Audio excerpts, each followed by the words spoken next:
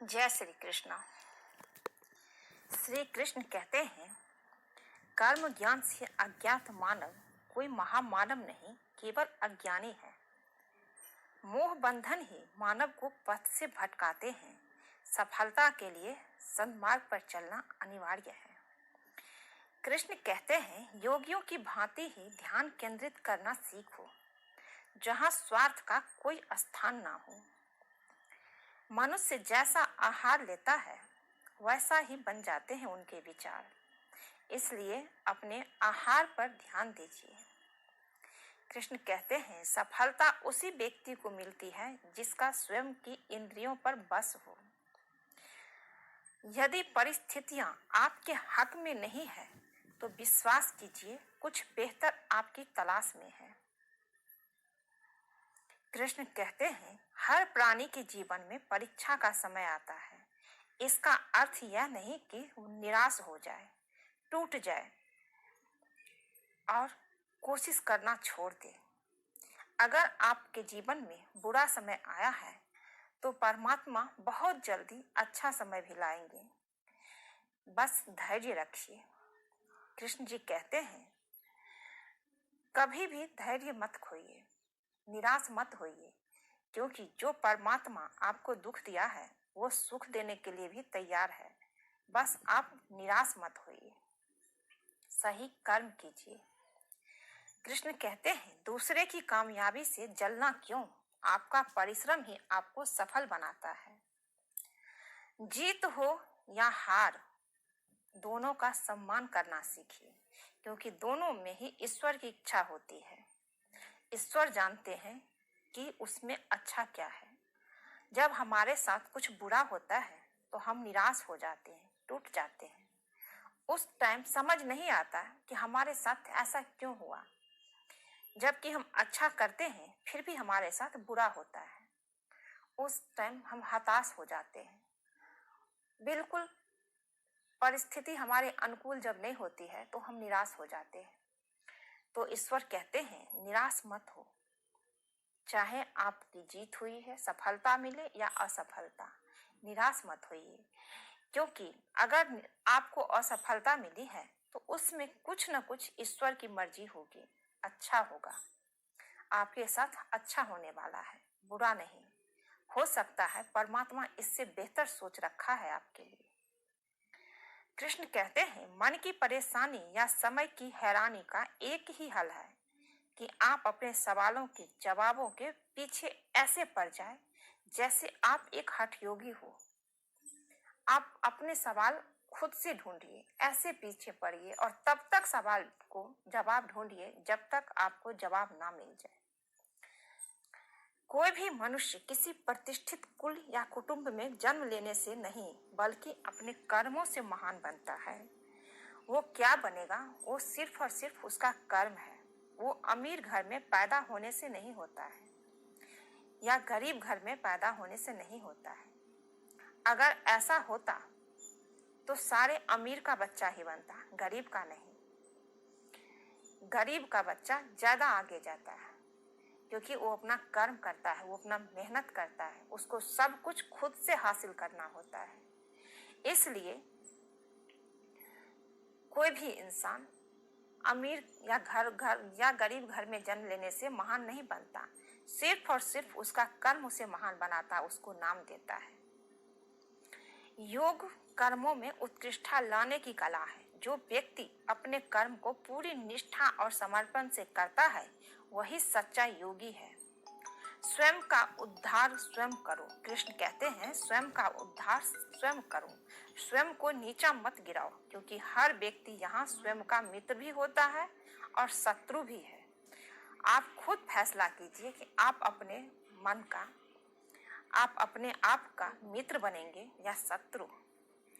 दुख सुख, सुख दुख, लाभ हानि, सफलता और असफलता में समान रहना ही योग्य कहलाता है।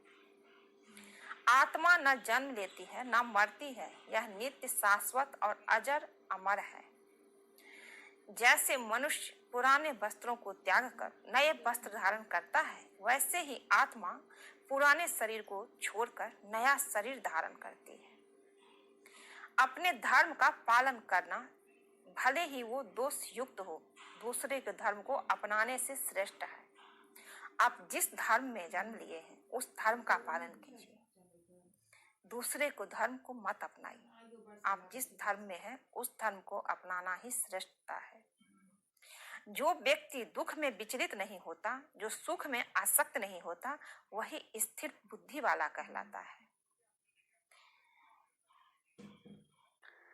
श्रीमद् भगवत गीता में भगवान श्री कृष्ण ने अर्जुन को कर्म, धर्म और जीवन के रहस्यों को समझाया। खास तौर पर कर्म के सिद्धांत पर गीता का संदेश हर युग में प्रासंगिक रहा है। कर्म का अर्थ केवल कार्य करना नहीं, बल्कि इसे बिना किसी फल की आशा के निष्काम भाव से करना सिखाया गया है। आज के व्यस्त और प्रतिस्पर्धी जीवन में गीता के कर्म से जुड़े विचार व्यक्ति को सच्ची सफलता का मार्ग दिखाते हैं। यह सिखाते हैं कि हमारा कर्तव्य प्रयास करना है, फल की चिंता छोड़कर अपना सर्वश्रेष्ठ देना है। गीता का कर्म का संदेश हर व्यक्ति को जीवन के प्रति सकारात्मक दृष्टिकोण और आत्मविश्वास से भरने की शक्ति देता है। गीता सिर्फ एक किताब नहीं है, गीता हिंदू धर्म का सबसे बड़ा ग्रंथ है। जिन गीता में सभी के सवालों का जवाब है। कोई भी समस्या हो, आप गीता सुनिए, उसमें आपको जवाब मिल जाएगा। गीता सिर्फ सुनने के लिए मत सुनिए, गीता पढ़ने के लिए मत पढ़िए, गीता को अपने जीवन में अपनाइए। गीता को अपने जीवन में अपनाकर एक बेहतर इंसान बनिए, अपना बेहतर कर्म कीजिए, ताकि आपका जीवन सफल हो जाए। योग कर्मों में कुशलता है। कृष्ण जी कहते हैं, जो हुआ वो अच्छे के लिए हुआ, जो हो रहा है वो अच्छे के लिए हो रहा है, जो होगा वो भी अच्छे के लिए होगा। आत्मा अजर, अमर और अविनाशी है, अर्थात आत्मा को न जलाया जा सकता न काटा जा सकता है। मनुष्य अपने विश्वास से निर्मित होता है, अर्थात जैसा वो विश्वास करता है वैसा ही वो बन जाता है। आप अगर सकारात्मक सोचेंगे तो आपके साथ सब कुछ सकारात्मक ही होगा। आपके मन में नकारात्मकता आएगी तो आपके साथ बुरा ही होगा, अच्छा नहीं होगा। तभी कृष्ण जी कहते हैं, सकारात्मक सोचिए, सकारात्मक सोचिए, सकारात्मक लोगों के साथ रहिए, अच्छा सोचिए तो अच्छा होता है। जो व्यक्ति संदेह करता है उसे ना तो इस लोक में सुख मिलता ना ही परलोक में। इंद्रियों का संयम ही सच्चा ज्ञान है। अहंकार से मुक्ति पाकर व्यक्ति अपने वास्तविक स्वरूप को पहचान सकता है। अगर अपने अंदर के अहंकार को हटा दीजिए तो आपको पता चल जाएगा कि हम क्या हैं, आप क्या हैं। अहंकार की पट्टी इतनी खराब होती है जो हमें सच्चाई देखने नहीं देती है। मनुष्य छोटी से छोटी चीज पे अहंकार कर लेता है, चाहे थोड़ी सी धन हो जाए, थोड़ा सा अच्छा पद मिल जाए तो दूसरे को नीचे दिखाने लगता है। सोचता है कि जो भी हूं मैं ही हूं। परमात्मा देने वाले हैं। जिस परमात्मा ने आपको धन दिया है, जिस परमात्मा ने आपको अच्छे पद पे बैठाया है, वो परमात्मा मिनट नहीं लगेगा सब कुछ छीनने में। इसलिए किसी भी चीज पे अहंकार मत कीजिए। कृष्ण कहते हैं, अहंकार मत करो। जो भी आपको मिला है ना, उसमें परमात्मा का शुक्रिया करो, क्योंकि जितने आपको मिला है बहुत लोगों को इतना नहीं है। इसलिए कभी भी अपने से नीचे वाले को देखना चाहिए, ऊपर वाले को नहीं। जो हमारे से ऊपर है उसको देख के जलन मरण नहीं करना चाहिए।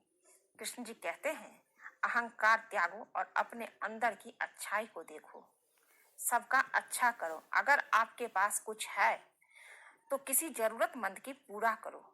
जरूरतमंद जो भी है उसे आप वो चीज दो जो जिसकी उसे जरूरत है, क्योंकि शुक्र करो कि भगवान ने आपको देने वालों में रखा है, लेने वालों में नहीं। आज के लिए बस इतना ही दोस्तों। अगर ये वीडियो अच्छा लगे तो चैनल को लाइक कीजिए, शेयर कीजिए। जो लोग चैनल पर नए हैं वो सब्सक्राइब कर दीजिए। मिलती हूँ एक नई वीडियो में। जय श्री कृष्ण। आप सब पे कृष्ण जी की कृपा बनी रहे, आप सब स्वस्थ रहे, खुश रहे।